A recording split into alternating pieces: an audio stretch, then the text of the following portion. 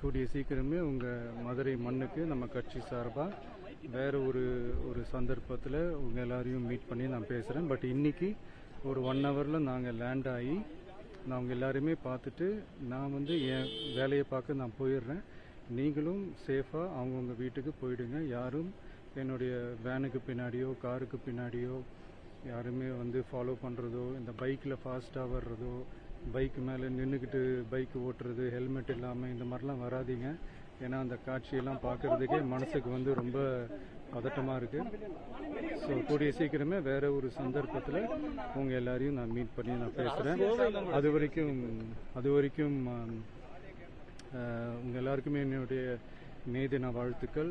Love you all and see you all. And இதை நான் மதுரை ஏர்போர்ட்டில் இந்த மெசேஜ் என்னால் கன்வே பண்ண முடியுமான்னு எனக்கு தெரியல. அங்கே சுச்சுவேஷன் எப்படி இருக்குன்னு எனக்கு தெரியல. அதனால தான் இங்கேயே நான் சொல்லிட்டு நான் கிளம்புறேன். தேங்க்யூ.